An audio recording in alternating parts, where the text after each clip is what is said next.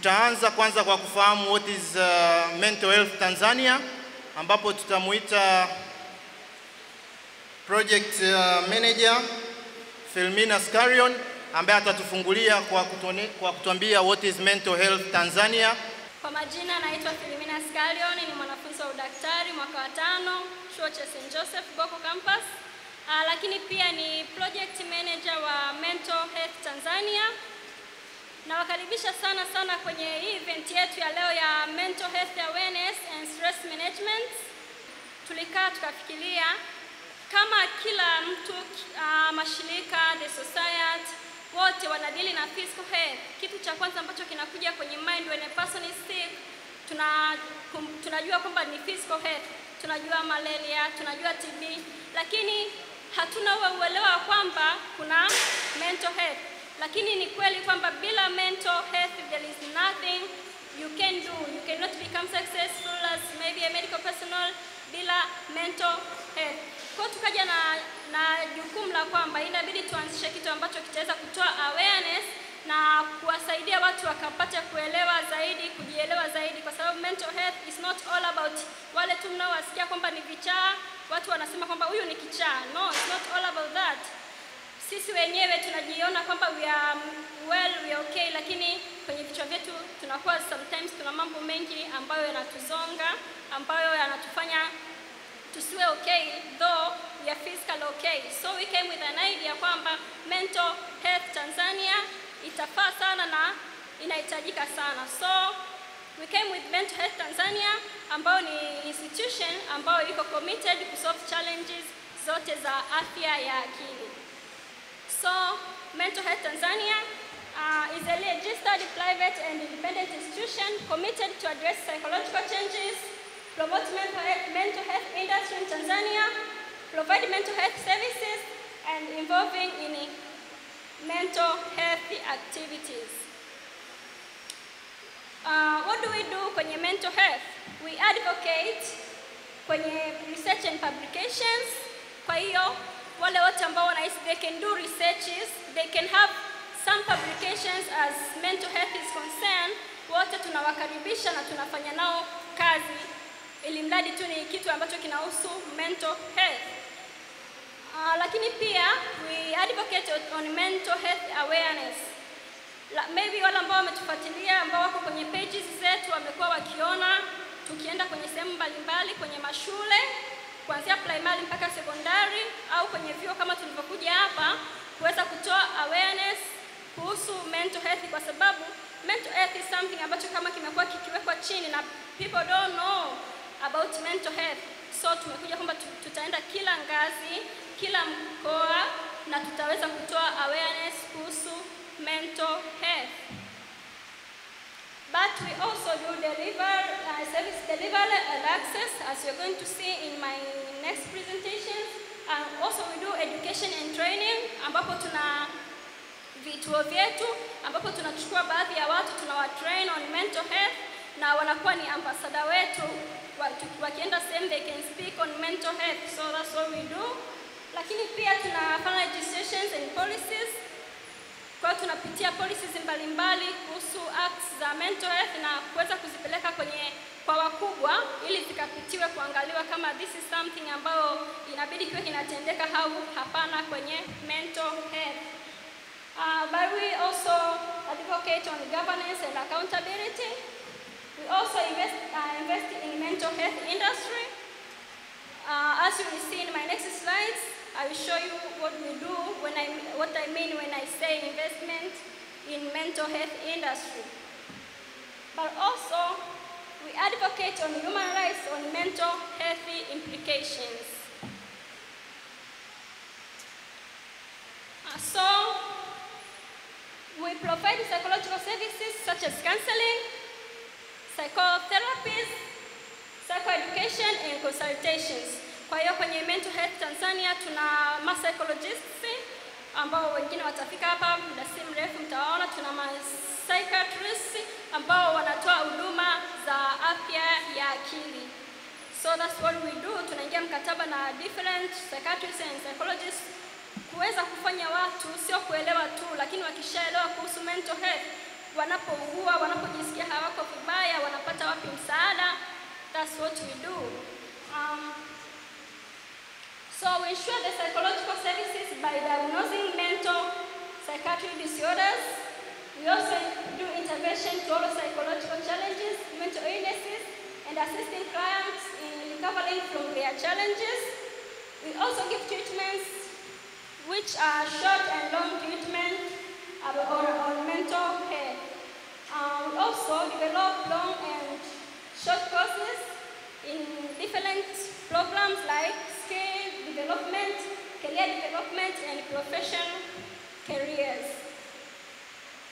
Currently, we are having a program which is a community outreach program. As I told you, we go to different schools and the community. Na kwa wale watu ambao ni waraibu tunawaita, we do outreaches and try to save those people from such problems. Mimi nimeweza kuchukua mambo machache sana. Mental Health Tanzania wata launch application yao soon, kwa hiyo stay alert. Ikiwa launched itakuwa ni kama Uber, lakini Uber kwa ajili ya madaktari, kwa ajili ya psychologists, kwa ajili ya counselors.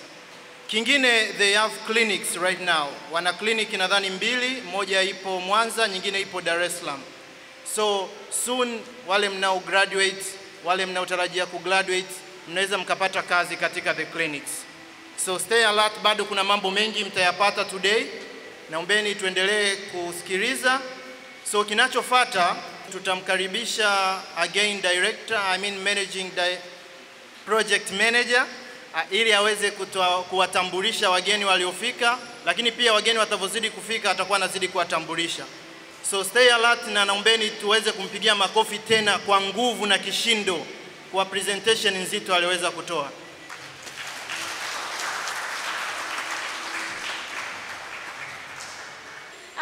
Ningeomba kuwatambulisha wageni ambao wamefika kwa sasa hivi, ingawa bado kuna wageni wengi tunawasubiri wanafika muda si mrefu. Kwanza kabisa ningependa kumtambulisha mgeni wetu rasmi. Kwa leo ilibidi tuwe na mganga mkuu wa mkoa, lakini hakuweza kufika. Kwa hiyo ametutumia mwakilishi kutoka ofisi ya mganga mkuu wa mkoa. Kwa hiyo atakuja atatoa salamu kwa kumwakilisha mganga mkuu wa mkoa. Daktari Bakita, karibu sana mama. Tunakukaribisha. Naomba mpigie makofi mama. Yes. Lakini pia tunaye psychologist wetu. Psychologist wetu kwa leo ambaye anaitwa Kalori Mabula. Kalori Mabula amekuwa ni psychologist ambaye amekuwa akisaidia watu mbalimbali na kituo chake cha afya ya akili ambacho anafanya hizo huduma za psychologist, na pia ana vipindi mbalimbali kwenye video na radio akizungumzia psychology. Karibu sana Dr. Mabula. Kwa hiyo nitamkaribisha mgeni wetu rasmi kwa siku ya leo akaweza kufikisha salamu kutoka ofisi ya mganga mkuu wa mkoa. Karibu sana Dr. Bakita.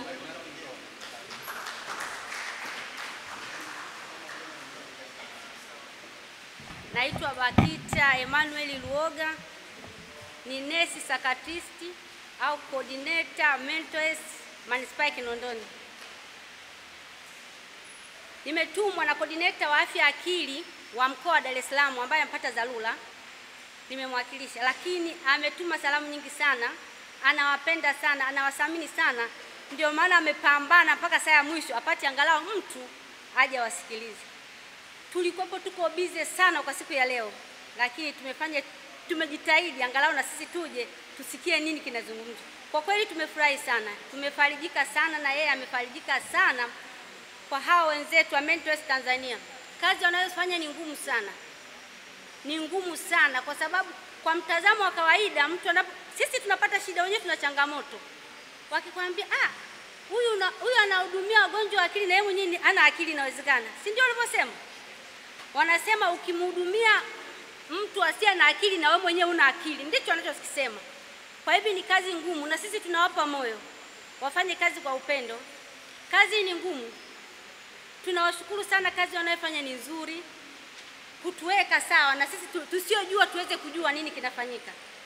Mimi niwatie moyo sana na nyinyi wanafunzi, au ninawaomba sana Tunapoenda OPD labda outpatient sijui, tunaona wagonjwa wengi kama madaktari, sisi ni watoa huduma na ni wasomi. Tunaona wagonjwa wengi wako OPD. Tukiangalia 35% ya wale wagonjwa sio wagonjwa physical, ni mental health. Na hii research imefanyika Arusha, ni 35%. Ninaomba sana madaktari, mnapoenda mjitahidi kuchukua history vizuri. Msipochukua history vizuri, hamwezi kupata diagnosis nzuri. Huwezi kumjua huyu mgonjwa ana stress, huyu ana depression. Nimeona hapa kwenye ratiba kuna masomo mazuri, yani kuna stress, kuna depression, kuna anxiety. Mkielewa vizuri, hata ukichukua history vizuri utapata. Mimi wakati nasoma nilikuwa natumia antibiotic kila siku. Wanakuambia unaumwa, wakikuta malaria hamna, wananipa antibiotic. Nilikuwa sijui, lakini saa hizi nasoma, nimesoma. Huwezi kunipa antibiotic bila kujua nini naumwa. Lakini wale wasiojua wanafanyaje? Si wanakunywa. Tujitahidi, tuwaonee huruma wale. Wanapata shida sana. Mimi nafanya kazi kituo cha afya Magomeni. Napiga kelele kwa madaktari mpaka unanionea huruma, lakini hamna wanachokifanya. Wao wanajua tu malaria hamna, antibiotic. Malaria hamna, antibiotic. Je, kila mgonjwa ni anahitaji antibiotic kweli madaktari? Tunahitaji tusome sana. Ila ukichukua history vizuri, hutakosa kuiona depression, hutakosa kuiona anxiety pale au stress. Ukichukua history utaipata. Tunaomba sana, tuatie moyo. Fanyeni kazi kwa bidii. Na mwisho, mimi nipo kituo cha afya Magomeni. Tunawaambia hawa Mental Health Tanzania, tuko pamoja na nyinyi. Mkihitaji msaada wetu muda wowote, tunaipenda kazi yenu, tunaipenda huduma yenu, muda wote tutakuja. Na tuko bega kwa bega na nyinyi. Kuhusu mashule, sisi tunatoa elimu ya afya mashuleni. Tunashukuru wenzetu wako pamoja na sisi. Tumefurahi kwa sababu changamoto ni nyingi. Mashuleni bangi wanaanza kuvuta darasa la kwanza. Darasa la kwanza mtu anakuambia anavuta bangi. Kwa hivyo tukikazana nyinyi na sisi, nadhani tutaokoa jamii ya Tanzania. Tunawashukuru sana. Kwa ajili ya utambulisho wa wageni. Then baada ya utambulisho huo tutaangalia video moja ambayo nitaomba wote tuisikilize kwa makini. Ni video iliyoandaliwa kutoka mbali kweli na itaplay kwa sekunde kama 90 tu. Kwa hiyo naombeni tukiweka hiyo video tuweze kuisikiliza kwa makini. Project Manager, karibu.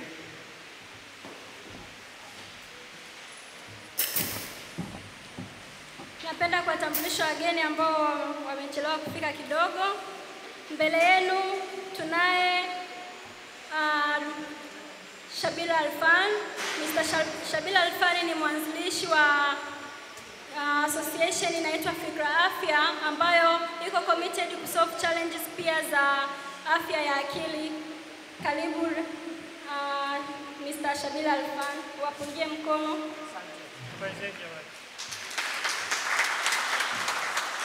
Tunaye pia mgeni mwingine anaitwa Mary Kungu.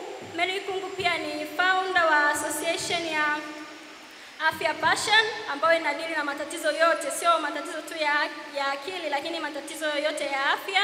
Lakini pia ana association nyingine ambayo inadili na matatizo ya wanawake, ambayo alianzisha kipindi akiwa UK. Karibu sana Mary Kungu, wapungie mkono. Lakini pia napenda kutambua uwepo wa Jitambueforums TV and Radio.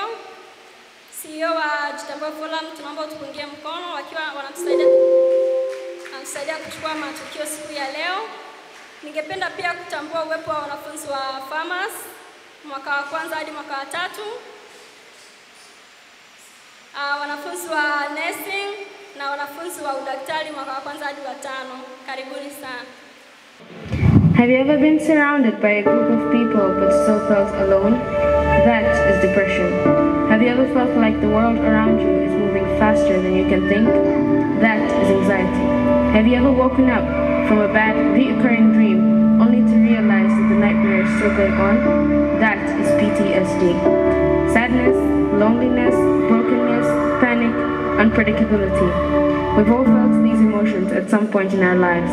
But imagine what it would feel like to be in constant fear and panic.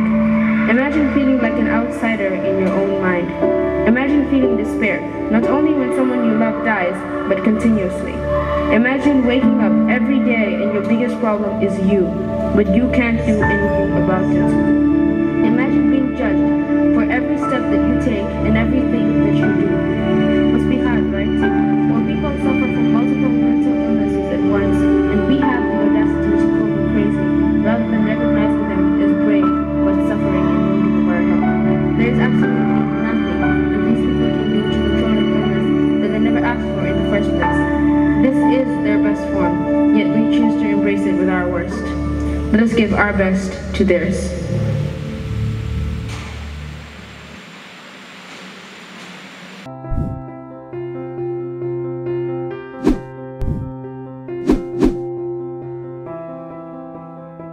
Nitamkaribisha kwenu psychologist Kaloli Mabula, ataikuja kutufundisha kidogo lakini in a deep way kuhusiana na stress management.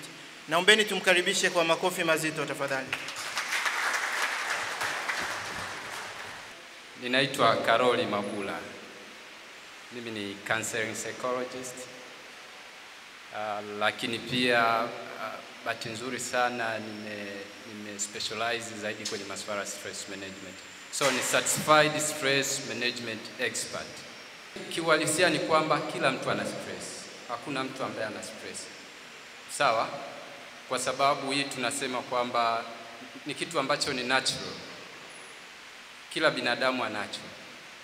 Lakini utofauti uliopo ni kwamba tu kile kiwango cha stress kinatofautiana kati ya mtu na mtu. Ndio maana kuna wengine unaweza ukaona they are happy, kila wakati wana furaha. Lakini ukifuatilia vizuri kuzungumza nao, wana some amount of stress. Kuna wengine unakuta always wako down, wako depressed. Yaani ukimwona tu uso wake unamwona kwamba huyo mtu hata bila kuhangaika yuko stressed. Sawa.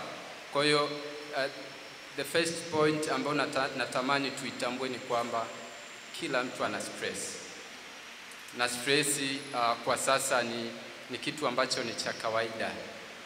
Kwa sababu stress pia ina faida. Mnajua stress huwa ina faida pia.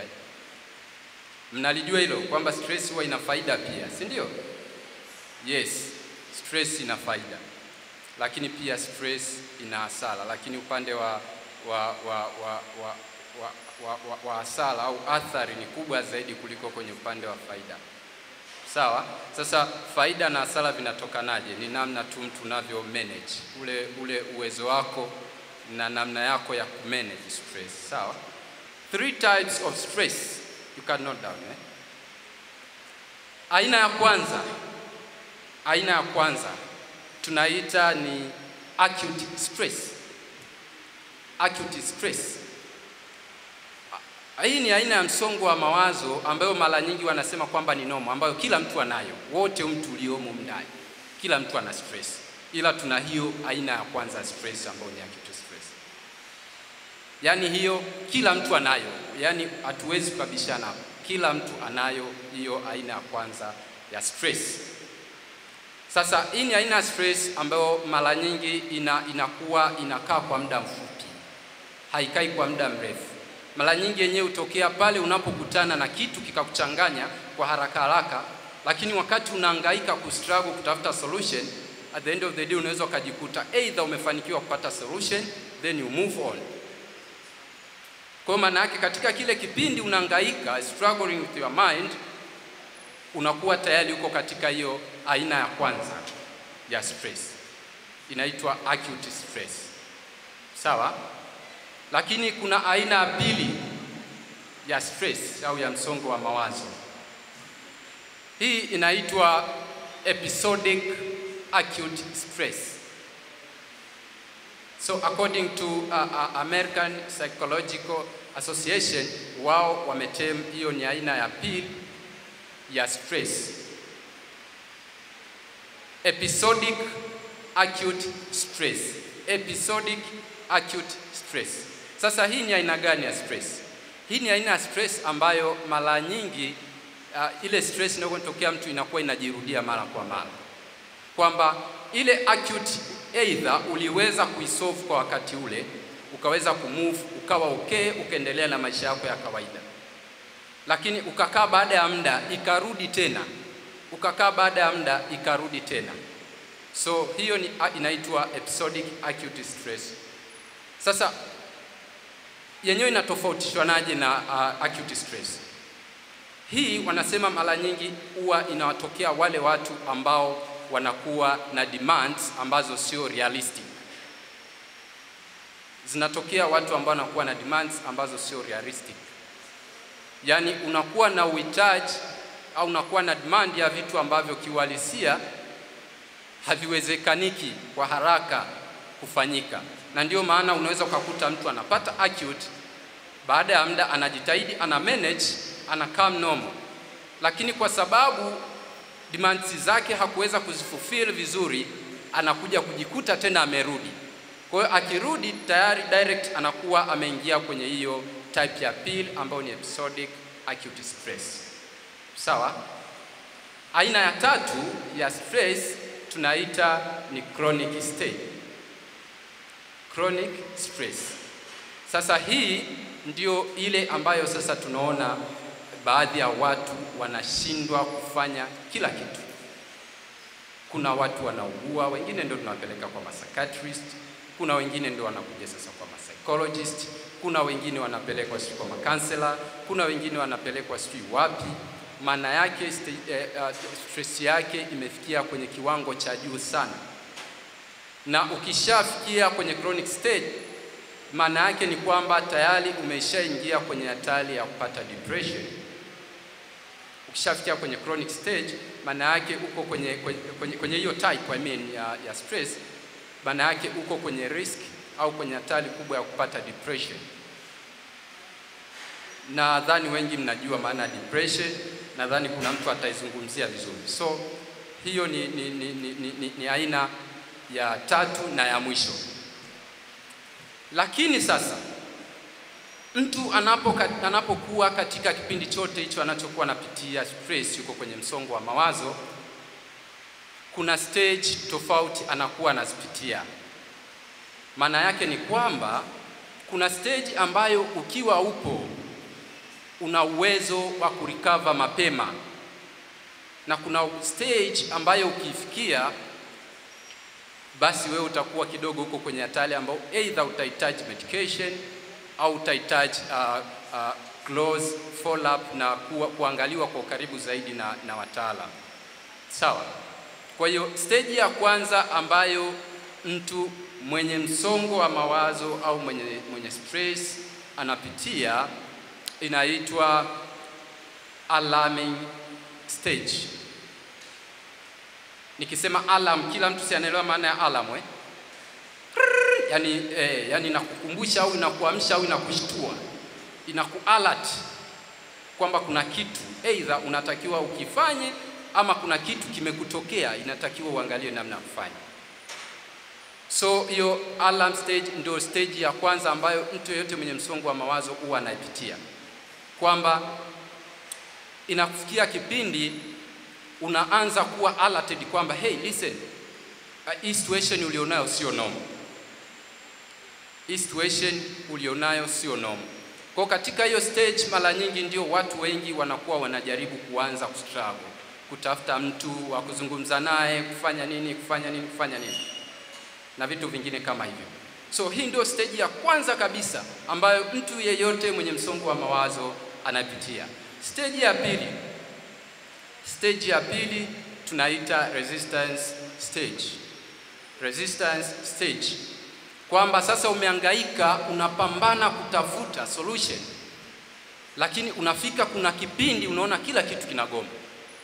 Ulishawahi kukaa unafikiria sana, unabaki unatingisha tu kichwa, I've ever passed that situation. Kuna mtu alishawahi kuipitia?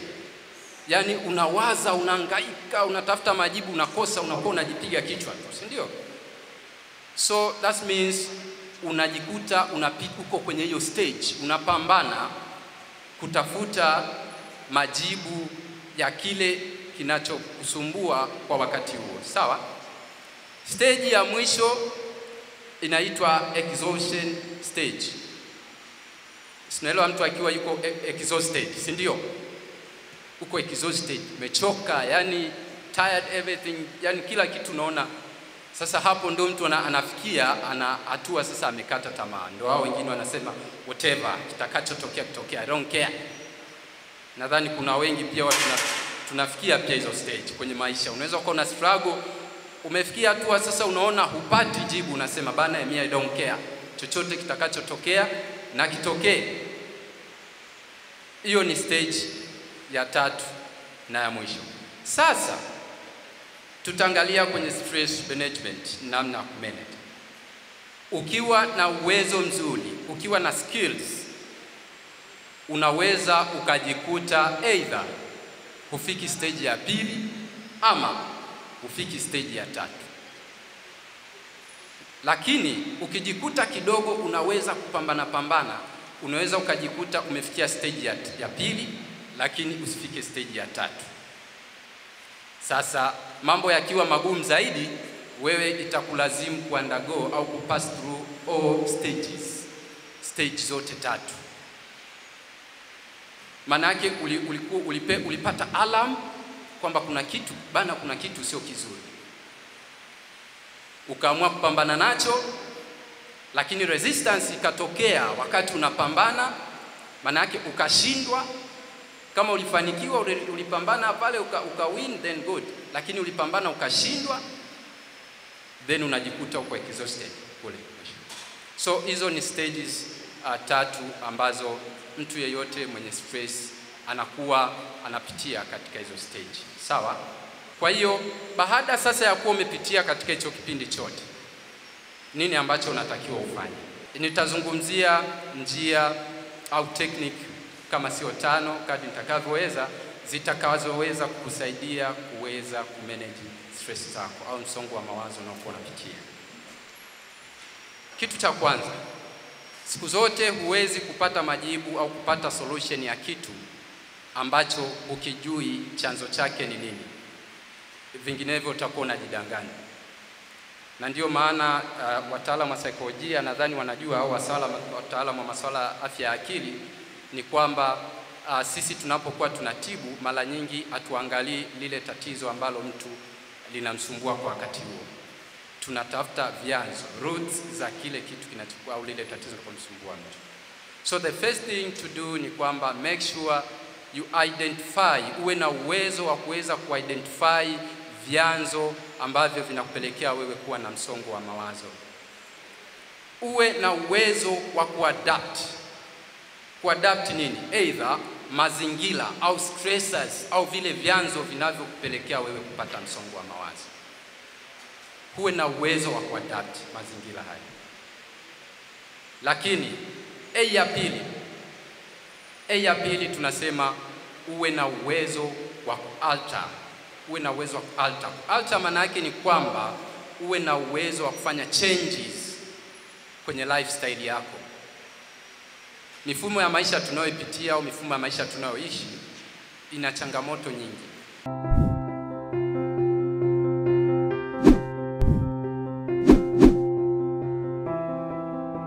Huyo alikuwa ni mwanasaikolojia Kaloli Mabula.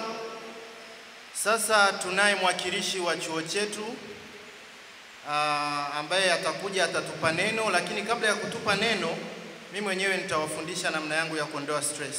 So wakati tunamkaribisha mbele, naombeni tumpigie makofi. Dr. Popova, you are most welcome. Good afternoon, colleagues, and good afternoon, students.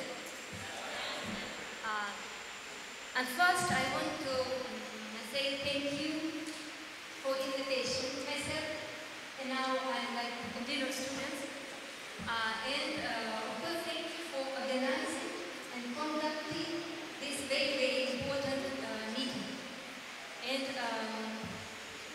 when I was thinking, what can I explain and what can I read, I thought at first, maybe for me, it's my aim only Greek students. And after that, when I came 30 minutes before and looked for students, I prepared some presentations. And at first, I want to, maybe I repeat my colleagues, but I think repetition is better than without any knowledge. It means someone who is functioning at a satisfactory level of emotional and behavior adjustment. According to World Health Organization, mental health includes subjective well-being. It means perceived self-efficiency, autonomy, competence, intergenerational dependence, self-actualization of one's intellectual and emotional potential, among others.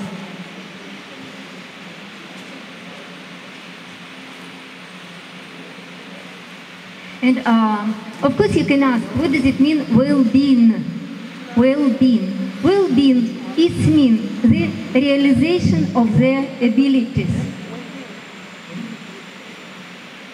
Ability to handle stresses of our life. You know, we are living in stress nearby. And ability to productive work and contribution of their community. Cultural differences, subjective assessment, and competing professional theories all affect to this well-being. So, which component can be included in mental health? At first, it is the emotions. It is your mood. Second component of mental health, it is it is not included in this slide. So, first component, it is your mood, your emotions, how you're feeling. Second component, it is the attitude, your behavior, style of behavior. And of course, last component, it is the way for thinking.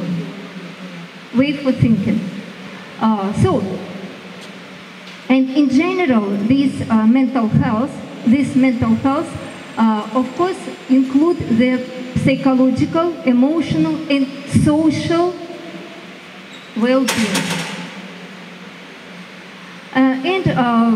Again, I'm repeating. It is how someone can handle stress, relate to others, make choices. And of course, mental health is important in every ways of our life, in every ways of maybe relations, every levels of our life.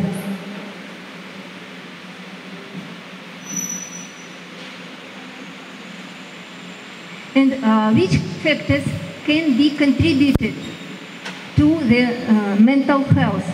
And of course, it is the biological factors. Biological factors such genes and the chemistry of the brain. Next, it is the life experience.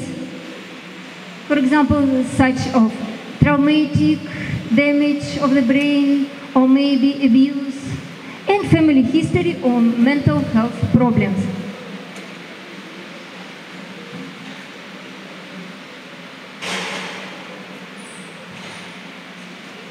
And next, why this I want to emphasize and I want to underline why this problem is very, very important. According to World Health Organization report, nearby half of the world population are affected by mental illness, by mental disorders. And of course, mental disorders can impact to physical.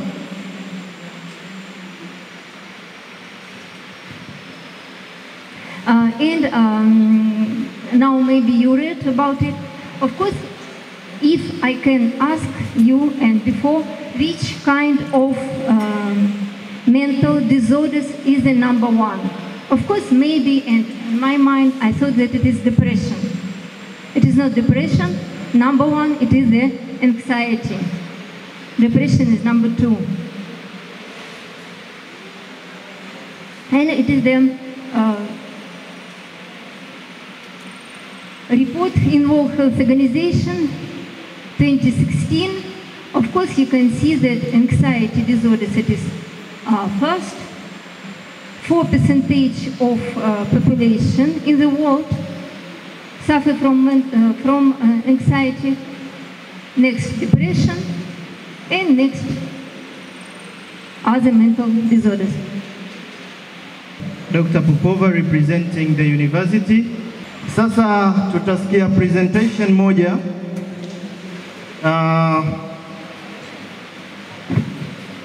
Presentation on substance abuse and addiction.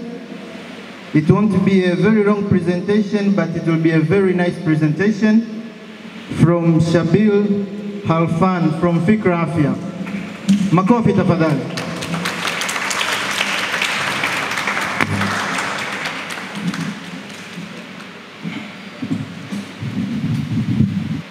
And students, habari zenu jamani. Napenda niongee kwa Kiswahili au Kiingereza? Kihaya pia nakijua. Msicheke, mimi ni Muhaya. Mwana wa tata. Alright. Ni CEO wa Fikra Afya na leo ninachotaka kuongelea ni kuhusu substance abuse and substance use disorder, kitu ambacho tunaita addiction. Sipendi neno addiction kwa sababu mimi napambana na unyanyapaa, na neno addiction ina unyanyapaa mwingi. Kwa hiyo tunapenda tutumie substance abuse and substance use disorder. So addiction is a psychological and physical inability to stop. Kwa hiyo ni mawazo na pia vitendo ambavyo vinasema unashindwa consuming a chemical, kuacha kutumia kemikali, drug, madawa, activity, tendo fulani au substance au kitu chochote ambacho kinakupa either high au low, even though it's causing psychological and physical harm. Pamoja na kuwa hicho kitendo au hiyo kitu unachokitumia inakuwa na athari mbaya kwako kiwiliwili au kimawazo. Addiction is defined as chronic relapsing disorder. Ukiangalia tangia miaka ya 80, kwanza kulikuwa kuna 1920 na lakini tangia 1980 na American Medical Association ilishajua kuwa ilitambua addiction kama disorder.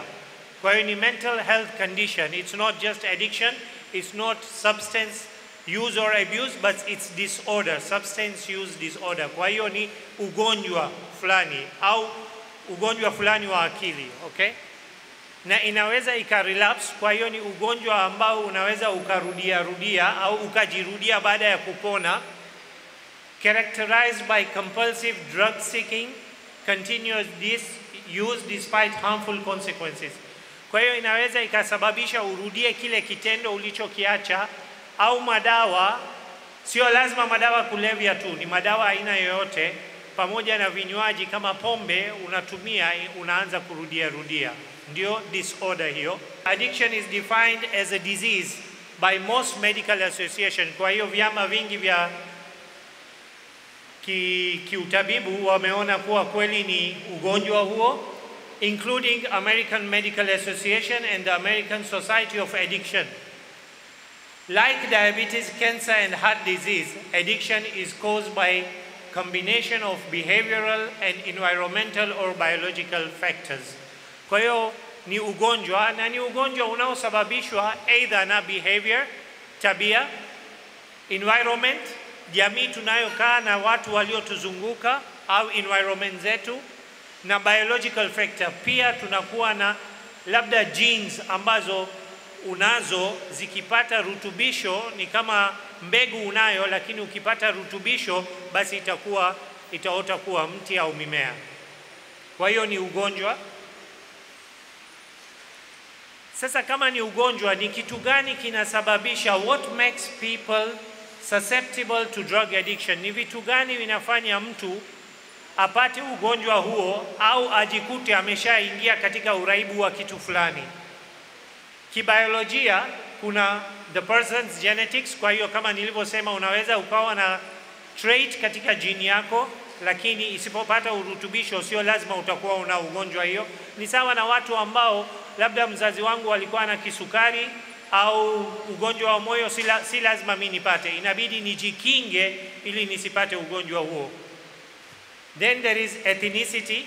Mara nyingi kabila au ukoo au kabila tunapotokeza au kabila inaweza ikaleta au ikasababisha ukapata ugonjwa huo. Namaanisha nini? Kuna kabila ambazo tangia utoto inamconvince au inamruhusu au inamjaribu kumhamasisha mtoto aanze kuwa na labda pombe, mzazi anakunywa, ni kitu cha kawaida katika kabila hiyo, basi na mtoto anaanza kuinywa. Kwa hiyo atakuta ameshakuwa na uraibu, he will find himself addicted without realizing. So ethnicity also plays a huge role, and then the presence of mental health or mental health disorders. Kama waliotangulia wamesema, mental health haimaanishi, kwa mara nyingi tukisema mental health mtu anafikiri magonjwa ya akili. Hapana, mental health ni afya ya akili, sio magonjwa ya akili. Ni kama ulivyo na physical health, unakuwa na mental health pia. Lakini unaweza ukawa na good mental health, afya njema ya kiwiliwili, hivyo afya njema ya akili, and poor mental health ambayo ni mental health disorders. Okay? Kwa hiyo ukiwa una mental health disorder, kuna vishawishi wingi au kuna percentage nyingi inayoweza ikasababisha ukaishia kwenye drug abuse au misuse of substance. Kwa nini? Kwa nini watu ambao wana mental health conditions wanakuwa more susceptible? Kwa sababu mara nyingi jamii ina unyanyapaa kuhusu magonjwa ya akili. Kwa hiyo mtu kama mtu aliyenitangulia hapa alisema, mtu anaweza akawa na stress, lakini kijamii au kimila au kidesturi, mwanaume akisema ana stress anaonekana mnyonge. Kwa hiyo unakuta labda hasemi stress, lakini anaishia katika kunywa pombe au kuwa na uraibu aina nyingine yoyote. Wanawake pia labda wanakuwa hawapati equal rights, unakuta ananyanyaswa na hana pa kurudi, anaweza akabaki kama mumeo, lakini hivyo pia atatafuta jinsi ya kurelease that stress, na njia moja inaweza ikawa ni uraibu au addiction. Ki-environment kuna sexual and physical abuse. Sote tunajua katika jamii pamoja na kuwa hatusemi, lakini tunajua kuwa mara nyingi hata kama watoto, wazazi wengine wanawachapa viboko, shule mara nyingi wanachapa viboko, that's physical abuse. Mara nyingi unakuta wanawake wananyanyaswa au wanapigwa na wanaume zao, lakini pia unaweza kukuta mwanaume amepigwa na mwanamke. Inawezekana, haiwezekani? Nitawaogopa mimi. Nilikuwa nimepanga nilete mahari kwa mtu fulani, lakini sasa hivi nitapaki. Kwa hiyo pia inawezekana kuwa mwanamke akampiga mumeo au mumeo akampiga mke wake, hivyo kwa watoto, au watoto wengine wanapiga wazazi wao wakishakuwa. Unakuta mzazi amezeeka akiomba kitu anapigwa. Nilishawahi kuona hiyo pia. Inaweza ikaleta mtu akaishia na kuwa na mawazo mengi, akaishia kwenye uraibu ambayo ni ugonjwa. Early exposure to drugs. Sasa hivi Ulaya kuna nchi ambazo zimeruhusu drugs kama marijuana, imeruhusiwa legally. Kwa hiyo kama unaishi katika nchi hizo na usipojifahamu, usipojitambua au usipojikinga vizuri, unaweza ukakuta umeshakuwa addicted au umeshaanza kuuse substance wrongly without kujua. Na mwishowe ni parental guidance. Zamani na kimila na kidesturi hapa Tanzania, mimi ninavyojua, tulikuwa tunaishi katika jamii, hata baba mdogo ni baba, hata mama mdogo ni mama. Lakini kadri mila zinavyobadilika, unakuta baba tu ndio baba. Baba mdogo akikwambia kitu hukubali, au baba anakuja juu, kwa nini umekubali kuambiwa na baba mdogo?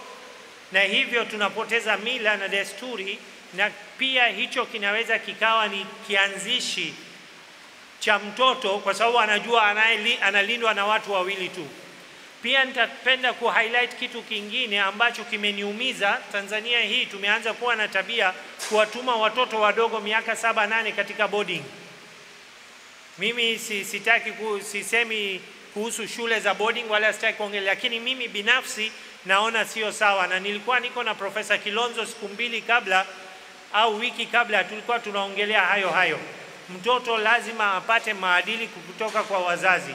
Kumpeleka mtoto sio miaka 7 au 8 hostel, anaweza ukakuta ameishia hapa. Nitoe mfano halisi kwa sababu nyie mko kwenye university. Mimi nilipokuwa Mazengo niliishia kwenye kuvuta sigara. Lakini sigara nilikuwa navuta sigara 3 kwa siku, lakini baada ya miezi miwili nilijikuta sigara 3 haziniletei furaha kama nilivyokuwa inaniletea furaha au dopamine release. Kwa hiyo baada ya miezi 3 nilijikuta nimeingia kwenye sigara 4, na hivyo niliendelea kupata ile system ya reward na kuongeza mpaka nikafikia pakti 1.5 kwa siku. Ndio ubaya wa dopamine, kwamba inakufanya ujisikie vizuri, but it's a reward system, but every time you need a bit more trigger to release the dopamine again. Kwa hiyo utajikuta umeshakuwa na uraibu bila kupanga. Kiulimwengu sasa, kwa nini tunaongelea mambo ya uraibu na addiction? Mimi kwa mawazo yangu mazuri sidhani kama kuna mtu ana addiction hapa au ana uraibu. Lakini roughly 50% of individuals with several mental disorders are affected by substance abuse. Karibia 50% ya watu ambao wana aina yoyote ya ugonjwa wa akili ikiwemo stress au anxiety, 50% kati yao wanaishia katika uraibu bila kupanga, kwa sababu hawajui wafanye nini. Wakiwaambia familia, anakuambia wewe unaweza bwana. Mtu anakuambia siwezi, kweli nimeshindwa kabisa. Unamwambia wewe unaweza, wewe mwanaume gani unayeshindwa, hebu kuwa mwanaume, vitu kama hivyo, si ndio? Kwa hiyo unamlazimisha mtu, unakuta hana pa kwenda, anaishia kwenye uraibu. 37% ya watu wanaotumia pombe, na 53% ni watu wanaotumia vifaa vingine katika uraibu, wakishaingia kwenye uraibu kati ya hiyo 50%. Kati ya watu wote waliokuwa diagnosed na mental health conditions, 29% wana abuse. Kwa hiyo wanatumia kupita kiasi, wameshaingia kwenye ile mchanganyiko, hawawezi kujiachisha, drugs au alcohol. So many a times people end up with substance misuse, kwa sababu wanataka kujisikia confident, wanataka unyonge wao waufiche. Mlishawahi sijui nyie ni watu wazuri, lakini mimi nishawahi kupita sehemu nasikia mtu anasema bangi ni bangue, alafu anaanza kupanuka, si ndio? Anaona imempa confidence. Msifikiri nimejaribu, sijawahi jaribu. Okay? Kwa hiyo inampa confidence, anataka kuhide ile unyonge wake, anataka aufiche. To feel euphoric au numb. Katika miaka mliofikia nie, mara nyingi watu wanataka kujisikia pleasure, sexual pleasure, na ukitaka kufanya biashara ukimwambia hii kidonge itakusaidia sexually, wanaweza wakanunua wengi tu. Kwa hiyo could be because you want to feel euphoric, au hutaki kusikia pain kwa sababu ulikuwa una pain, nyumbani kuna matatizo, wewe labda ulikuwa una mpenzi hapa umeachana naye, all those pains, it hurts you, you want to numb it. Ndio mtu unakuta ameshaingia uraibu. Huyo alikuwa ni Shabil Khalfan, CEO wa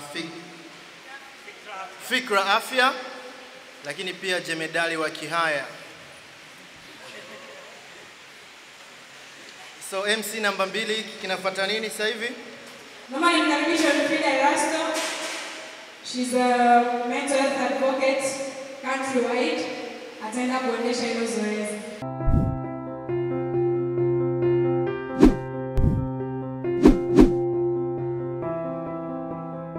I'm Margaret Peter. I've just finished my bachelor degree at Jordan, taking psychology and counseling. And thank you. You're welcome. Welcome Ms. Winfrida as our first panelist to speak. Thank you so much. Okay. I am comfortable speaking Swahili and English together. So I will tell you a little bit about myself. First of all, I have been struggling with depression. Au nimekuwa nikisumbuliwa na sonona na anxiety kwa muda mrefu sana, miaka mingi. Nilikuwa diagnosed last year. Nilienda hospitali, sikwenda kwa sababu nilikuwa najua kwamba nina tatizo katika akili. Hapana. Nilienda baada ya kuona matokeo sasa yameanza kuonekana mpaka kwenye afya yangu ya mwili. Ndo ambapo daktari aliponifungua macho na kuniambia kwamba you are struggling with depression na anxiety. Na hapo ndipo ilipoanza safari yangu ya kuanza kuelimisha jamii kuhusiana na magonjwa ya akili. At first it wasn't easy kwa sababu mtu ukitoka na umwambia kama mimi nina tatizo la akili, sidhani kama anakuelewa, yani sio kitu rahisi, right? I remember nilimwambia boyfriend wangu kama nina tatizo la akili na sijawahi kusikia tena from him. Not a text, not a call, anything. So that's how hard it is. So nilianza safari yangu nikiamini kwamba kama watu ambao hasa wale watu wa jirani yangu wakijua kwamba mimi nimekuwa nikistruggle na hii kitu na magonjwa ya akili and I was fine na endelea na shughuli zangu kama kawaida, japokuwa I was struggling, I was sick.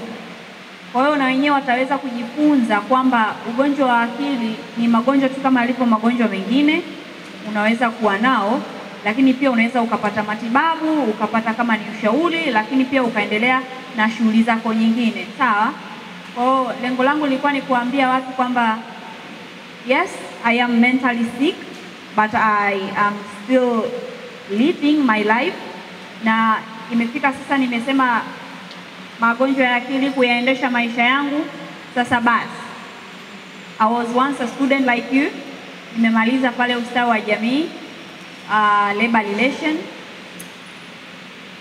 Magonjwa ya akili yameniaffect to a point kwamba hata darasani sikuwa vizuri, kwa sababu once you're struggling with mental issues, hata ile concentration yako inakuwa haipo, you can't focus.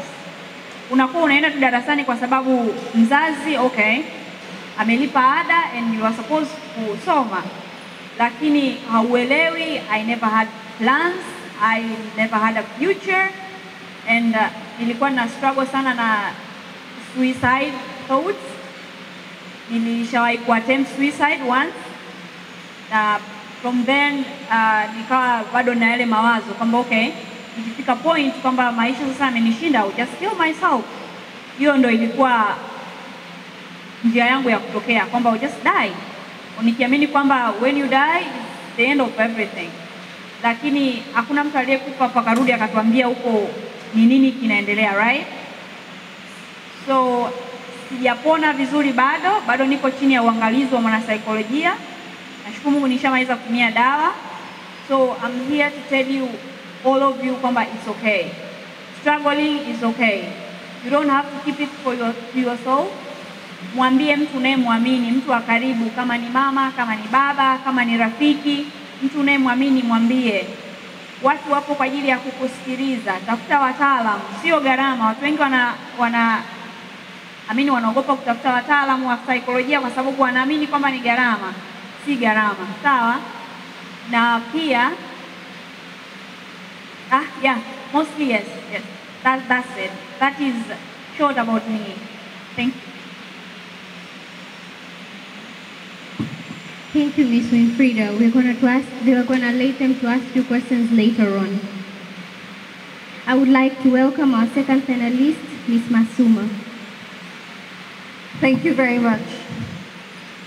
So as she introduced, I'm a mother of 3 children. I am a traveler, explorer, but I was not like this before. I was not all happy and gay. I was not a traveler. I didn't know what that means. I was not a daredevil to go and do things. I was a normal, timid housewife. I got married at the age of 19, probably younger than some of you. I did not study. You guys are very, very lucky that you are getting a chance to study. I did not get that chance. I was married, and I had my first child in the first year of my marriage. I was a young child. I did not know what it means to be a mother. The same year, I lost it as well. So I got a miscarriage. After that, I grew up a little bit. I understood a little bit. And I had 2 more children, both girls.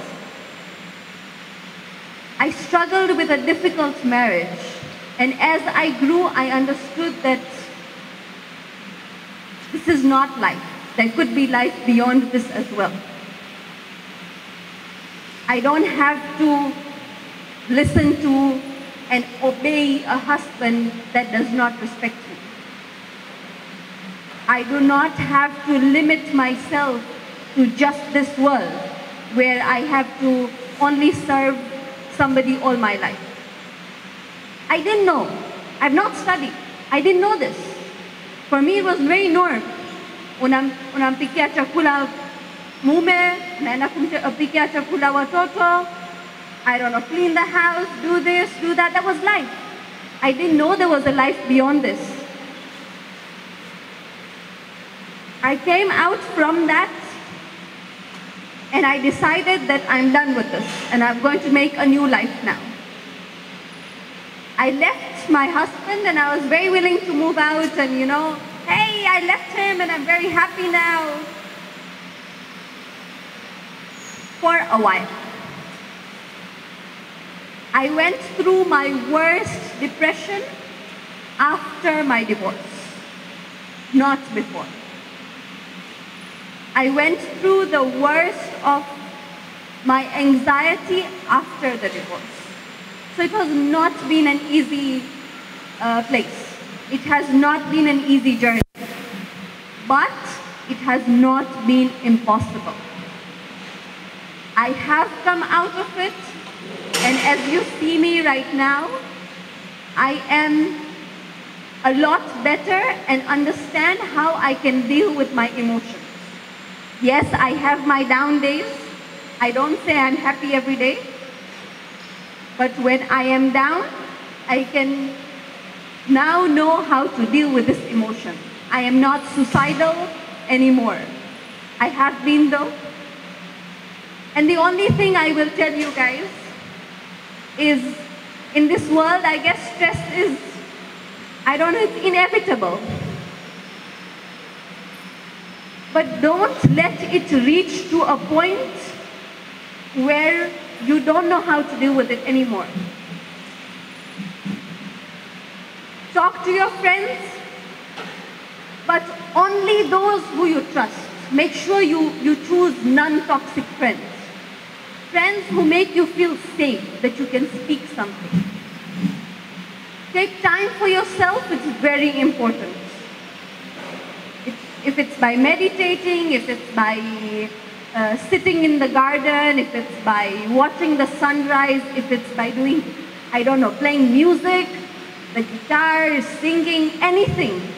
Take time just for yourself. It's very important. That is how I have dealt with my depression.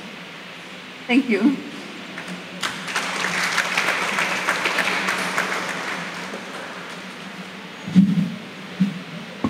I have 2 questions for you. The first one, how did your society react when you divorced your husband? The second one, have you ever tried to seek help from a doctor, specifically psychologists? The first question is the hardest one. I come from a community that does not see, I don't know, a woman divorcing a man as a norm. It's the most unheard thing of. Why did the woman leave? Maybe she has another, I don't know, she has a boyfriend, she has this, she has that. Nobody thinks that, hey, she's not fine. She's suffering. So unfortunately, I did not get any support from the community. It was very hard. And I think that's the reason why I want to join in this mental health awareness, is just because we need to remove the stigma. We need to understand that suffering is real and we can do something about it. Why when somebody's asking for help, don't make it worse. As who's Dr.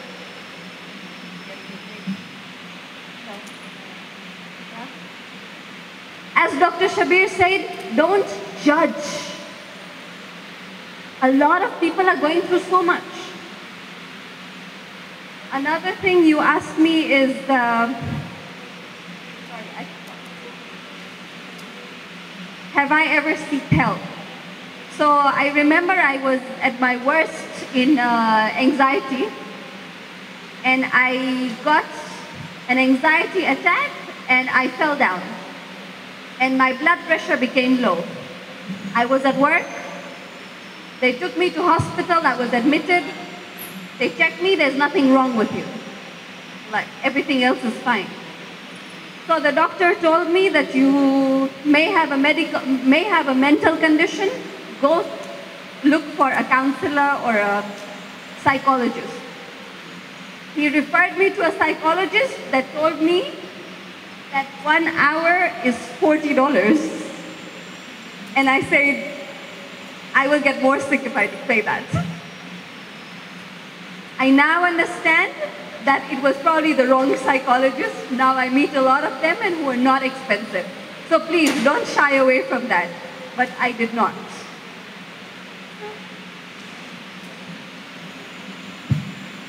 Thank you. Welcome, Ms. Margaret. Thank you. My case is quite different. As I said, I'm a counselor and a psychologist. I haven't experienced any mental problem, but I have come across through people who have experienced. One case that I want to share with you is about a friend, a very close friend of mine. Actually, tulikuwa form 6. Nimesoma naye form 5 na form 6, and mnajua tukikaa hivi katika society kuna watu wana different personality. Sasa vitu ambavyo tunakuja kuvijua baadaye, ambapo mimi nikuja kuvijua baadaye, ni kwamba having a personality is very close in having personality disorder. Mtu unakuwa unajua kwamba nina personality fulani au labda hujui, lakini ni asilimia ndogo sana tunakuwa tunajua tuna personality disorder aina fulani. Nirudi kwenye story. Okay. So nitakacho kiongelea, huyu mtu anaweza akaitwa wasiitwe hilo jina na heka jina for some speciality. Kwa hiyo alikuwa anaitwa Say Glory. Alikuwa ni rafiki yangu wa karibu. Siku hiyo amerudi hostel.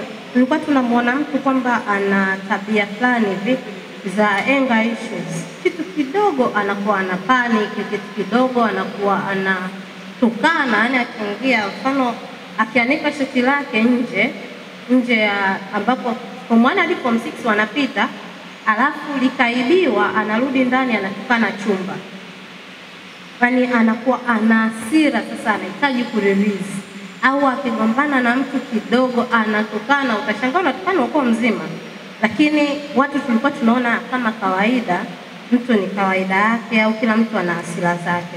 Siku hiyo amerudi hostel usiku, akawa amegombana na mtu kwa maneno. Baadaye from ile maneno ikaenda physical, watu wakawa wanapigana, wamepigana. Sasa unajua ile watu wakiwa wanapigana kuna wanaoshabikia. People baada ya kusema achaneni, they are like go go go, yani like endeleeni tu kupigana.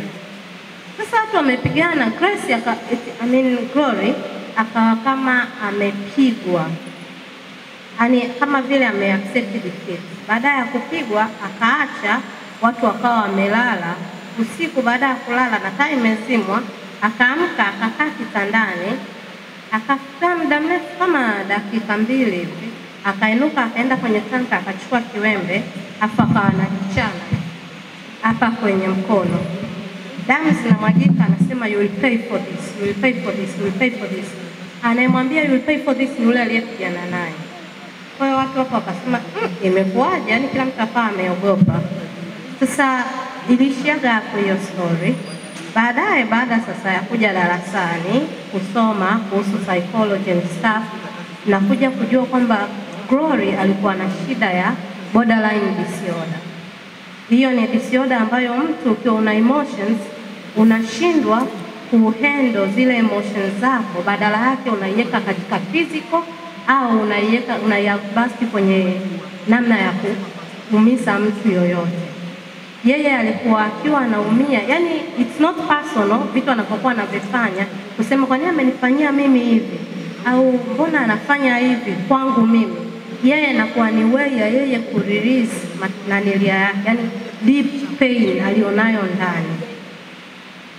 Kwa hiyo baada ya kusoma hivyo vitu nilimcontact, good thing tulikuwa katika contact, nikamcontact Grace au Glory whatever. Nikamwambia you have to see someone, kwa sababu kabla hujawa counselor lazima uwe counselor. Nikamwambia you have to see someone. Grace akasema okay, akachukua nikampa information kwa nini anatakiwa muone mtu, lakini baadaye akaja nikamcommand kwa rafiki yangu, kwa sababu mimi siwezi kumcancel, ni too personal. Nikaenda nikamwambia msaidie huyo mtu ana shida hivi na hivi, akawa anasaidiwa. Baadaye alikuja kushukuru kwa ile msaada aliyopata. My point is tunaishi na watu wengi, kuna different type of personality we have, at least 10 ambazo mimi nazijua, na katika hizo kila mtu anakuwa ana tabia ambazo ni unhealthy, zinaweza zikawa zinakera watu wengine au zinakufanya wewe mwenyewe ushindwe kuendelea kwenye maisha. You will never know unless you want to know. Tukikaa hivi kama tunakaa tunaona kwamba we know everything about ourselves, we know everything about our health, we know everything about our personality, we don't. Mwisho wa siku you don't know unless you want to know. Yani nikwambie kitu, counseling session ni bei kweli, ni bei $40, nakwambia $40 Ukija huku kwa mimi mtu namjua na conduct kwa $40 kwa dakika 45, lakini una uwezo wa kuongea na mtu ukapata ile kitu unayoitaka, hata bei mkaongea. Yani ni kitu muhimu sana kujijua kabla mwingine hujamjua au hajakujua. Ni kitu kizuri sana. Know your strength, know your weakness. Utajua jinsi ya kukabiliana navyo na utajua ni kwa nini sisongi mbele. Unaweza kuwa unalaumu watu wa nje, kumbe shida iko kwako wewe mwenyewe. Unashindwa kuendelea ni kwa sababu ya wewe mwenyewe hujataka uendelee au kuna kitu kinakuzuia. The best thing you can ever know is yourself kwanza, alafu endelea kunoa hata kitu. Thank you.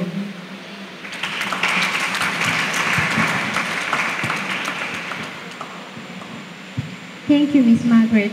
I would like to welcome questions from the audience. You're welcome. Swali langu lilikuwa ni kwamba hapo unapozungumzia swala la kwamba matibabu ya watu wenye depression na stress yana cost sana. Je, kwa upande wa nchi yetu yakoje? Na kama gharama bado ni kubwa sana, je, matibabu yake yani kwa nchi yetu watu wanafanyaje ili matibabu yapungue? Na je, watu wanaufahamu juu ya mapatikano ya yani upatikanaji wa hizo treatment au watu hawana uelewa juu ya hiyo nani? Na je, wale watu wanaokutibiwa kwa mfumo wa kisaikolojia na ile kutibiwa kwa madawa, ipi ni best way? Asante. Another question. Swali langu ni kwamba tunaona kuna vitu vingi ambavyo tumefunza kuhusiana na mambo ya addiction na vitu vingine, lakini pia kuhusiana na hawa ambao watu wamejiengage kwenye mambo ya drugs. Sasa mimi na mfano halisi ambao sijui tunaweza tukashauriana na kushauriana na ndugu yangu ambaye kwa muda mrefu amekuwa katika hii changamoto ya mambo ya drugs na vitu kama hivyo, na kama family tumeshaingia gharama kubwa sana na kumpeleka kwenye hospitali na nini. Sasa sijui hichi kitu kama upande wa hospitalini au nini wanawapa dawa gani, kwa sababu kama kuna kupingana fulani hizi taasisi zinazowasaidia watu. Kwa mfano watu wa sober house wanadai kwamba wao wanaweza kuwasaidia zaidi kuliko hospitali kama hivyo. Wanadai kwamba hospitali wanakuwa wanawapa hizo dawa sio kwa ajili ya kuwasaidia, ila ni kwa ajili ya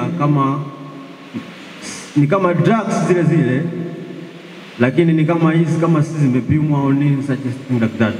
Kwa hiyo sijui imekaaje, kwa sababu hizi taasisi za kuwasaidia watu waathirika na madawa kulevya na vitu kama hivyo kama zinavutana hivi. Wanasema kwamba sisi tunaweza kufanya hivi, au wanaofanya hivyo hawasaidii, wanaendelea kuwaumiza au nini.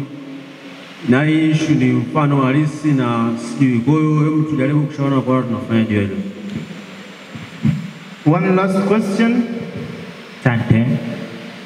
Nilikuwa natamani kujua kwamba serikali yetu ya Tanzania, maana tumeona kwamba asilimia kubwa ya ulimwengu ina tatizo la akili. Serikali yetu ya Tanzania imeipaje kipaumbele watu wenye wataalamu wanaoweza kutibu swala la matatizo ya akili? Maana wapo wengi ambao hawajapewa ajira ya kusaidia Watanzania ambao wana shida ya akili. Lakini swala la pili, nimesikia ikielezwa kwamba mtu mwingine anaweza akawa ametumia labda madawa lakini akaacha, baadaye akarudia kwa sababu ana tatizo la akili. Sasa sijapata kufahamu tena kwamba njia ipi inatumika kumsaidia, ili kama unaweza kumsaidia aache kabisa. Asante. Nafasi ya upendeleo kwa dada, swali la mwisho. I would like to ask if there is a difference between sadness and stress. Sadness and stress, is there any difference? Asante kwa maswali. Naomba nianze na swali la cost na jinsi ya kusaidia. Kwa kukujibu cost, naomba kwanza nijibu swali la huyu hapa aliyesema government inaniaje. Government yetu bado haijaanza kuajiri wa psychologist na counselor hospitalini, kitu ambacho kinakuja kuia ugumu. Okay. Ukiangalia Tanzania imecontain Zanzibar na huku bara. Zanzibar wanaelewa sana umuhimu wa counseling, kiasi cha kwamba wanaajiriwa na government. Ukija bara hawaajiri counseling government, badala yake wanachukua kama ni doctor au ni nesi ambaye amesoma course ya counseling. I'm sure mnasoma. Sasa anakuwa anasoma kozi, sijui ni kwa muda gani, wanakuwa wanakaa hospitali ambao wanakuwa wanalipwa double. Yaani sijui ni sio double actually. Ni ile kwamba wanakuwa wanaua ndege wawili kwa jiwe moja. She's a nurse and she's a counselor. Wanasahau kwamba a counselor anatakiwa asome, yani kuna syllabus yake anaisoma, na huyu nasi anatakiwa asome na yeye syllabus yake ya nursing. Ndio hicho kitu ambacho kinakuja kutofautisha. Kwa hiyo huyu mtu anayesomea counseling and psychologist akija kuajiliwa, kwanza haajiliwi na government, kwa hiyo mshahara atakiwa ajitafutie hiyo ofisi. Na being this important, hiyo kitu cha price pia sio kila mtu anakuwekea price 40,000. Mimi kwa walimu walionifundisha walikuwa wanafanya hivyo, ndio maana naijua hiyo price, lakini sio mental health. Sijui nimekujibu. Kwa hiyo ukija katika mental health Tanzania, I'm sure kuna price nyingine. Hiyo nilikuwa nasema kwa mtu binafsi ambaye ni mwalimu wangu ametufundisha. And sijui kama nimesahau swali, aliuliza maswali mengi. Alafu kuhusu drug addict, mtu aliyekuwa drug user disorder. Mtu ambaye ni drug user disorder, yeye anakuwa ametumia, sasa akasema nataka niache. Akienda kuacha, hata akikaa miezi 2 au miaka 9, they never consider themselves cured. Never. Yani wanaonaga wenyewe, wanajiitaga kwamba sisi ni wagonjwa, sio natumia jina la wagonjwa, lakini they never consider themselves cured. In a way kwamba wanasema nikikaa, yani within a second naweza nikatamani nikarudi, kwa hiyo sijapona. Ndio kitu ambacho huwezi ukasema mtu ambaye anakuwa ni drug user akitumia akarudi tena na magonjwa akili. No, he's just a drug user disorder person. Kwa hiyo anarudi kutokana na ile shida alionayo na hajawahi kujiconsider kwamba alipona. Asante. We have reached to the end of our panel discussion. Please, may we give a round of applause to our panelists.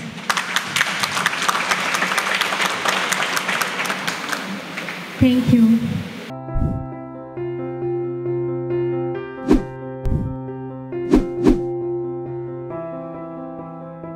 Tamkaribisha kwetu a clinician Martha Kungu from Afya Passion. Kwa jina anaitwa Martha Kungu, ni mkurugenzi wa Afya Passion, na taasisi hii inahusika na watu ambao wako na stress na depression katika initial stage, na tunawapa counseling na tunatoa consultation ili kuzuia wasifike katika zile stage kubwa za mwisho au kufikia hatua ambayo wanahitaji dawa. Kwa hiyo tunahudumia zaidi watu ambao wako katika initial stage, na humu najua wako kwa sababu nasema kwamba kati ya watu 15 mmoja anakuwa na stress. Kwa hiyo tukiangalia hapa tuko watu karibia 100. Kwa hiyo humu ndani kuna watu 7 au 8 ambao wako na depression ambao wanahitaji msaada. Hiyo ndio inaonekana ndio iko hivyo, kwa sababu wagonjwa walioko mitaani majumbani ni wengi kuliko walioko hospitali na rehabilitation center.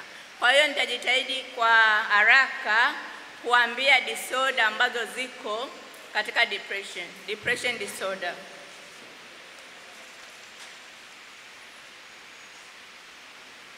Ya kwanza ni atypical depression. Atypical depression ni depression ambayo unaipata mtu yoyote kwa sababu ya vitu vya kawaida katika maisha. Kwa mfano, labda umepoteza kazi, labda umefukuzwa kazi, umepoteza kazi, huna hela, labda kwenye ndoa una matatizo, labda biashara imeenda vibaya, masomo yaelewi. Ni zile depression ambazo ni za kawaida. Kwa hiyo hizo zinaitwa atypical depression au main depression. Alafu kuna depression ambayo inaitwa post traumatic depression. Yaani inasababishwa na maumivu ambayo uliyapata kutokana na kufiwa au uliachana na mpenzi ambaye ulimpenda sana. Kwa hiyo maumivu yake yanakuwa zaidi kwenye roho. Na maumivu hayo mara nyingi yanakuwa hauwezi kurudisha. Kwa mfano, mtu amefiwa, mara nyingi kumrudisha yule mtu haiwezekana. Kwa hiyo akijifikiria nitafanyaje kwenda through, unakuta anabakia pale pale, yale maumivu yanaendelea. Na vile vile kama ameachwa na mpenzi, ni vile vile hawezi kurudi, labda ameshaoa, inakuwa ni vigumu sana. Sasa yale maumivu yanakuwa makubwa. Kwa mfano, nitolee mfano kama mnamkumbuka Kibonde aliyekuwepo kwenye FM, Cloud FM I think, alikuwepo na hiyo ambayo ni post traumatic syndrome. Alifiwa na mke wake and then sijui kama alipata help in between, lakini nafikiri aliendelea na hiyo pain over anaignore nini, kwa sababu nakumbuka nilisoma story moja kwamba paka alikuwa akiwa chumbani anamwona kama mke wake yupo, ikabidi ahame nyumba, ahame sehemu nyingine, lakini sijui kama alipata help. Kwa hiyo ilivyokuwa inaendelea vile, katika kifo cha Ruge nafikiri ilirudia vile vitu, na kama tunakumbuka alifariki kwa sababu ya pressure ilipanda, na alikuwa hana history ya pressure. Kwa hiyo depression zinatuletea a lot of body systems zinakuwa affected, the digestive system, cardiovascular system, ukienda nervous system, respiratory system, renal system, a lot of system kama mwili zinakuwa affected. Kwa hiyo ndio ilikuwa post traumatic syndrome. Kuna nyingine inaitwa clinical depression. Clinical depression inatokea vile unaumwa. Unaweza ukawa una ugonjwa ambao huo ugonjwa ukawa unakupa mawazo sana mpaka ukapata depression kwa sababu unaumwa. Na saa zingine kuna watu ambao wanakuwa hawajui wako na ugonjwa. Kwa mfano, mtu yuko na thyroid, yani hormone zilizoko zimepungua, yani hormone imbalance, kuna brain tumor na kuna vitamin deficiency. Hizo zinakufanya wewe unakuwa na stress kwa sababu zina produce zile stress hormone kwenye mwili bila wewe kujua. Kwa hiyo dalili za stress unakuwa nazo, lakini sio kwa sababu kuna sababu yoyote. Ukienda kupima ndio unakuta kumbe una hizo sababu. Na mara nyingi sisi clients wetu huwa tunapenda kuwapeleka hospitali kuangalia kila kitu kiko clear kabla hatujaanza kumdiagnose kwamba wewe una depression kwa sababu hii na hii. Kwa hiyo anaweza akatumia dawa na akarudi katika normal situation. Na kitu kingine ni seasonal depression. Seasonal depression kwa wanafunzi mara nyingi wakati wa mitihani, wakati mnasubiri matokeo, na kwa watu wazima Januari nafikiri ndio seasonal depression ya watu wazima, sijui kuna ada, sijui Christmas, sijui nini. Mambo haya ya Christmas, mwaka mpya, Januari, Februari inakuwa ni seasonal depression kwa watu wazima mara nyingi, kwa sababu wanasema hela zinakuwa zimeisha during Christmas and New Year. Januari inakuwa ina hela, so ikipita unarudia normal. Alafu kuna nyingine ambayo inakuwa psychotic depression. Sasa hii inaenda zaidi kwenye psychiatric.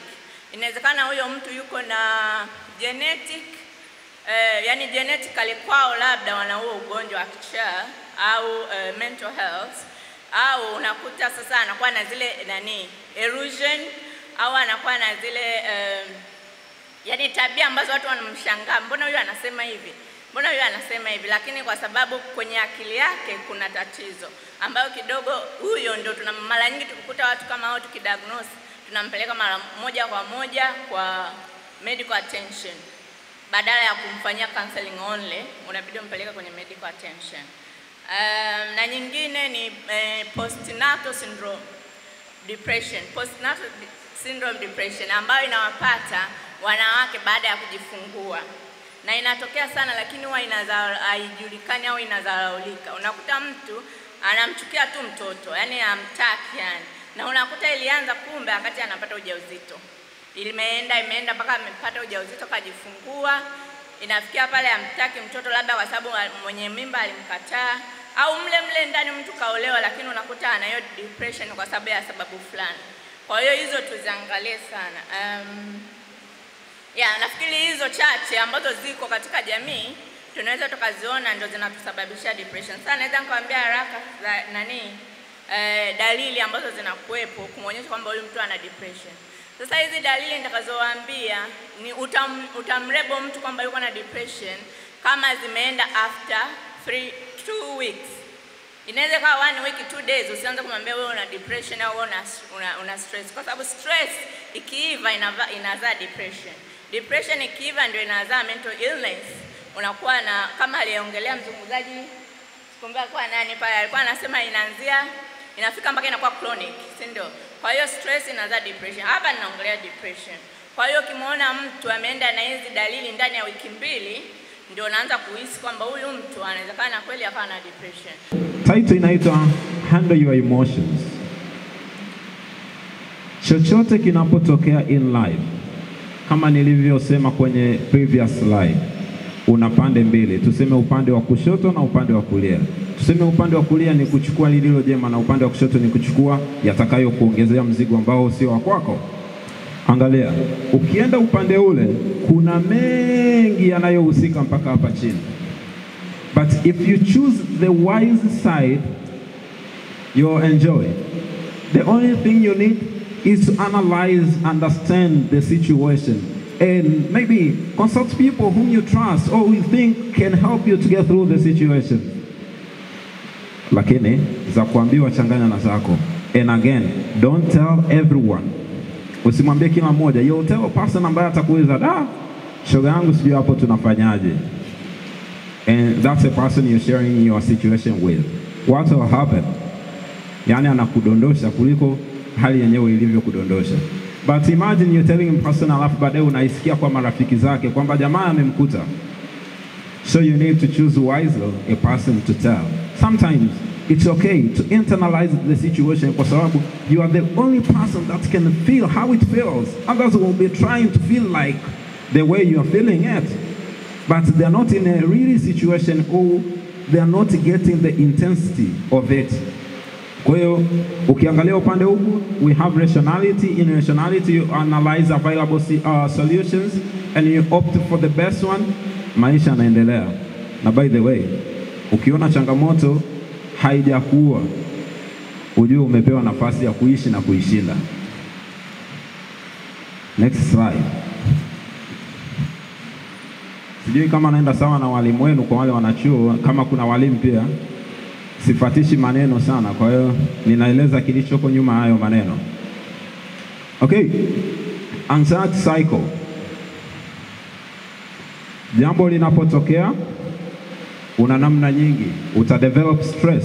Stress, it's okay. Guys, if we don't have stress in our life is meaningless. Yani usipokuwa na stress ya mtihani, hautojiandaa kwa ajili ya mtihani na utafeli. You need to feel it. But hiyo stress usikae nayo wiki nzima. You can just have examination anxiety masaa machache kabla mtihani, alafu after the exam you say done, unaendelea na kingine. Ukitoka kwenye stress, mwili utabadilika. Kwa wadada mabadiliko waga yanakuwa makubwa. Unaweza ukashangaa mzunguko wako wa kalenda unajirudia. Kwa wanaume unaweza ukajikuta baadhi ya vitu vyako vya msingi haviendi sawa. I believe hamna watoto na wakati mwingine waga naongea nafanya vipindi vya mahusiano na mapenzi kwenye radio na TV. Mwanaume unaweza ukaenda kulala usiku alafu unajikuta yani uume hausimami. Au unaamka asubuhi hivyo hivyo, wenzako anakuuliza umeamkaje, niko poa, alafu uume haujasimama. Ukiona hivyo ni stress, lakini ikiendelea ndo utalala kabisa. Mmewahi kuona wadada ambao zile calendar days zina elongate than normal? Hiyo inaweza ikawa ni moja ya sababu. Lakini tuna mengine kwamba zile body changes zinahitaji kueleweka. Usije ukazi misinterpret. If you misinterpret, utaanza kwenda kanisani, utafunga wakati umefunga. I'm sorry, I'm not sina ugomvi na wanaofunga. Lakini wakati unafunga, unaomba, unavyoomba unaendelea kuongea kwa sauti, unalia, machozi, dehydration kwenye mwili, all the things ambazo zingekusaidia mwili kupata nguvu ndizo umestop. What will come next? Kwa wale viongozi wa imani mtanihurumia. I'm giving open reality and then mtakava wenyewe. When an encounter unexpected, it can be anything. We usually experience emotional change. Trust or don't trust it. Endelea kuiangalia. To the next slide. I think it will be the last one. Matokeo ya kuwa na stress. Kuna kujificha, unaweza ukaamua kujificha, kujitenga na watu, unakuwa na urafiki wa madaftari, unakuwa na urafiki wa past papers, you don't open up for others, and it's okay. And substance abuse, kuna watu wanaamua kupiga mtungi asubuhi mpaka asubuhi nyingine. Kuna watu wanaamua kutumia simu, yana amekuwa rafiki wa Instagram amekuwa rafiki wa Facebook, amekuwa rafiki wa magrupu ya WhatsApp, anaingia kwenye magrupu hadi anawachokoza watu. Kwa nini hapa mchati huyu mnyeni akina nani mnajionaje? That can be substance abuse. Some people are getting addicted hadi kwenye selfie. Mwalimu wangu aliwahi kunifundisha kitu kwamba asiyejua na anayejua wote wako sawa. Kwa sababu asiyejua ana uhakika kwamba ajui na anayejua hana uhakika kama anajua. Okay. Unaweza ukapelekea ajali. Ajali zina mengi. Unaweza ukapata ulemavu wa kudumu, unaweza ukawaumiza wengine, unaingia kwenye gharama ambazo sio za lazima. Vyote hivyo. Ajali sio lazima iwe ya gari, inaweza ikawa bodaboda. I'm sorry. Kuna Wamasai humu ndani eh? Kama yupo. Ni nani kama hayupo wote tunawafahamu. Ni nani amewahi kumwona Masai amegongwa na gari? Kwamba alikuwa anavuka barabara akagongwa na gari. Okay, kwa wale mlioenda intern, kama ulimuona Masai amepanga foleni ya kumwona dokta. Those people knows how to control their life stresses. They know how to live happiest life. I don't mean that their happiness is attached to something. Their happiness is their happiness. Done. Okay, unaweza ukaingia kwenye ugomvi na sheria.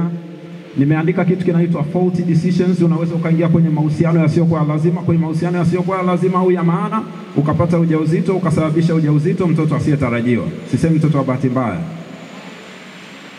Au ukapata maambukizi, ukaja kuwasumbua wasiokuwa na hatia. Hayo yote ni faulty decisions. Performance inashuka, unaweza ukawaangusha timu yako. Nadhani hapa wapenda mpira nimewagusa kidogo, lakini nimeweka rangi, sijui ni rangi ya Yanga hiyo. I'm not fan of football, kwa hiyo mtanisamehe.